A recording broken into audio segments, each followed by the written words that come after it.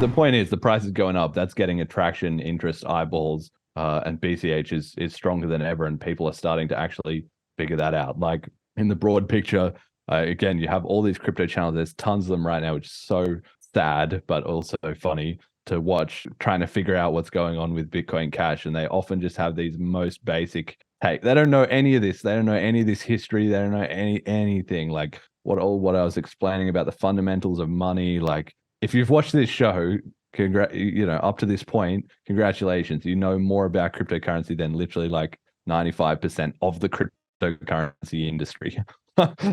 Anyway, they're in there and they're saying, BCH is just randomly pumping, and I don't know, it's just a fork, so maybe forks are a hype thing right now. They don't see anything that's what's going under the surface of the iceberg, right? So what's the actual game plan here? Since BCH split from BTC in that original split on August 1st, the game plan has been, well, we got to get to global reserve currency, but before we get there, obviously we first need to be back the king. We need to be number one in crypto, because you got to defeat all the cryptos before you can worry about sort of the US dollar and euro and all that, right? So this idea of BCH getting more market cap, more users, more miners, more hash rate, more recognition than BTC is called the flippening. And that was, like you were saying about that was in there right from the very early days as part of one of the big sort of goals, missions of the community. Now we may be seeing this now, like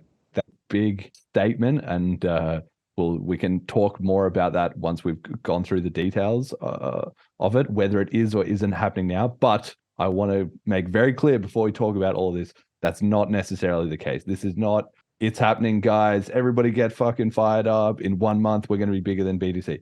No, maybe there's an outside chance, but all the idea and the concepts and all that are relevant, whether it's now or in 2 years or in 5 years or in 10 years, whenever it is. Okay. All right. So the flippening. So how is BCH going to take back over BTC and become the number one king crypto that everybody in the world decides, wait, this is the real Bitcoin. Fuck that other pretender BTC with Lightning Network and all that. We tried that and it didn't work. How are they going to come to align on BCH? Well, what the game plan is to create enough adoption and enough tech and enough demand and all of that stuff that BCH becomes essentially voted for by the market, right? As the price of BCH rises against BTC, it gets more traction, it gets more hype, and like we said, it gets more miners. So if BCH can get more traction in that way over BTC, like that's what we've got to do. Now, for anybody listening who, like we said at the start of the show, BCH was at all-time lows against BTC at the time of this last episode, 247 to 1. Now, in the last 2 weeks or less, it's gone from 247 to 1 to under 100 to 1. So this can happen very, very, very fast. Not saying that it's going to happen in the next 2 weeks, but when it does finally happen, it will probably be far faster than anybody expects. Even this last 2 weeks has kind of caught a lot of people off guard. Why?